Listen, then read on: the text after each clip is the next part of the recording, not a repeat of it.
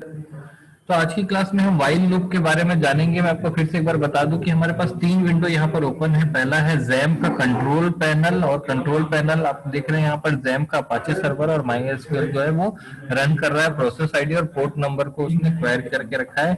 ये बैकग्राउंड में रन हो रहा है। एक साथ हमने यहाँ पर टेक्स्ट एडिटर ओपन करके रखा है, और यहाँ पर हमारा जो है लोकल होस्ट के लिए हमने ये ओपन किया। ये हमारा XAMPP का कंट्रोल पैनल डिस्प्ले हो रहा है। हमारी जो फाइल है test2.php वो एक लोकेशन पे इंस्टॉल्ड है या डिप्लॉय की हुई है, वो है साई, और इसका जो लोकेशन है test2.php। तो हम देखेंगे कि अभी फिलहाल यहाँ पर कोड जो है वो इनकम्प्लीट है, इसलिए यहाँ पर एरर दे रहा है PHP। तो व्हाइल लूप को देखते हैं। व्हाइल लूप बड़ा ही सिंपल सा लूप होता है। सबसे पहले इसको हमने लास्ट क्लास में भी देखा था कि अगर हमारे पास कोई फॉर लूप है तो उसको व्हाइल लूप में कैसे हम कन्वर्ट कर सकते हैं। आपको यहाँ पे डॉलर का सिंबल लगाना पड़ेगा हमेशा, क्योंकि ये डॉलर के साथ ही वेरिएबल को डिफाइन करते हैं। यहाँ पर आई लेस देन इक्वल टू 5 किया मैं, और यहाँ पर मैं लिखा $i प्लस प्लस। बिल्कुल पुरानी लैंग्वेजेस जैसे C++ के जैसा सिंटेक्स है, और यहाँ पर बस इको लिखना होता है। इको में मैंने लिखा $i, और मैंने लिखा इको में एक और BR, और BR को मैंने डबल कोट में लिखा है। वो एज इट इज प्रिंट होगा, और BR का इफेक्ट ये होगा कि वो लाइन चेंज कर देगा।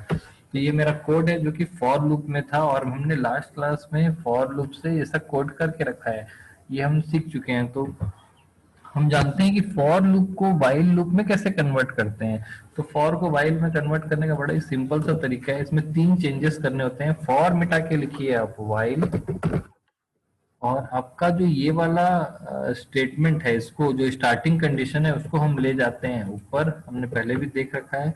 और ये जो एंडिंग कंडीशन है इसको हम ले जाते हैं लास्ट में, इस ब्रैकेट के जस्ट ऊपर में, और ये सेमीकोलन जो है पीछे आ जाएगा। सिर्फ ये तीन चेंजेस करने हैं, तो आप देखेंगे कि ये व्हाइल लूप क्रिएट हो गया है। अब चूंकि यहाँ पर ये 5 तक ही लूप चल रहा है, तो यहाँ पर कोई चेंजेस नहीं दिखाई देगा, इसलिए मैं यहाँ पर चेंज कर दे रहा हूँ ताकि आपको यहाँ पर अपडेशन दिखाई दे। तो मैंने इसको चेंज किया।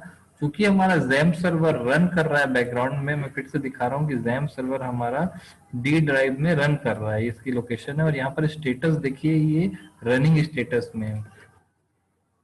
जब मैं लोड करूंगा तो देखिए 15 तक जो ये 15 तक आउटपुट दे रहा है। तो अपने सेम वैसे ही फॉर लूप को व्हाइल लूप में यहाँ पे कन्वर्ट कर लिया है।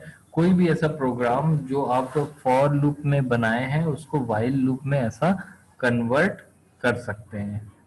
क्लियर है?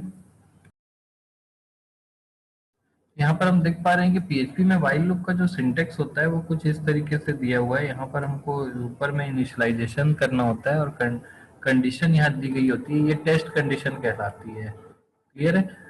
तो ये दो सिंटेक्स यहाँ पर वर्क करते हैं। ये जो पहला सिंटेक्स आप देख रहे हैं, ये जो सिंटेक्स है ये पुरानी लैंग्वेजेस जैसे कि C++ से बिल्कुल मैच खाता हुआ है। लेकिन एक और सिंटेक्स है जो व्हाइल लूप का यहाँ पर वर्क करता है, वो है ये वाला सिंटेक्स, जिसमें आपको व्हाइल लिखना है, कंडीशन लिखना है, और यहाँ पर कोलन लिखना है, ब्रैकेट्स नहीं लगते हैं यहाँ पर। और व्हाइल लूप को बंद करते हैं एंड व्हाइल से। यानी व्हाइल लूप का जो ये वाला ब्रैकेट है इसका काम करता है ये कोलन, और ये वाला जो ब्रैकेट है इसका काम करता है एंड व्हाइल। तो बीच में जो कोड है वो तो सेम रहेंगे। तो ये दो प्रकार के सिंटेक्स जो है PHP सपोर्ट करता है। दो प्रकार के सिंटेक्स को सपोर्ट करने का फायदा ये है कि जो लोग पुरानी लैंग्वेज जानते हैं, जैसे C++ जानते हैं, उनके लिए कोड करना काफी आसान होता है, क्योंकि वो पुरानी लैंग्वेज के सिंटेक्स को यहाँ पर डायरेक्टली लिख सकते हैं।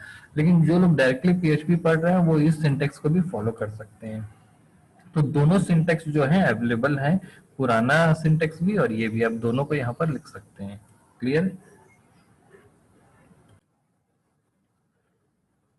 व्हाइल लूप के फ्लो चार्ट की बात करेंगे। अगर मैं नोट्स की बात करूं तो उसमें आपको फ्लो चार्ट बनाना होता है। चूंकि व्हाइल लूप एक एंट्री कंट्रोल लूप है, तो फॉर लूप और व्हाइल लूप दोनों का ही फ्लो चार्ट कुछ इस तरीके से ही होगा।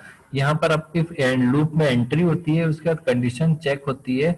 अगर कंडीशन ट्रू है, ये देखिए ये वाला ट्रू है, तो लूप की बॉडी एग्जीक्यूट होती है। एग्जीक्यूट होने के बाद फिर से वो स्टार्टिंग में चला जाता है, और ऐसा लूप चलता रहता है। आप यहाँ पर देख पा रहे हैं कि यहाँ से एग्जीक्यूशन इस तरीके से लूप में चलता रहेगा। तब तक चलता रहेगा जब तक कंडीशन फॉल्स नहीं होती, और जैसे ही कंडीशन फॉल्स होगी ये बाहर आके नेक्स्ट एग्जीक्यूशन में चला जाएगा। तो यहाँ पर जो एग्जीक्यूशन हुआ वो यहाँ पर आने के बाद इस तरीके से हुआ, एग्जीक्यूशन का जो फ्लो है ऐसा आया और एग्जीक्यूशन हुआ 5 बार 6 बार, और उसके बाद कई बार एग्जीक्यूट होने के बाद फिर लूप से बाहर आके आगे एग्जीक्यूशन हुआ। तो इस जो फ्लो है इसको बोलते हैं हम लूप, और ये एंट्री कंट्रोल लूप है, इसलिए एग्जीक्यूशन जो है एंडिंग है यहाँ पर हुई। अगर ये एंट्री एग्जिट कंट्रोल होता तो लूप का एग्जीक्यूशन कुछ इस तरीके से होता, ऐसा होता, पूरा लूप चलता और एंट्री के समय नहीं बल्कि एग्जिट के समय ये बाहर निकलता है ऐसा।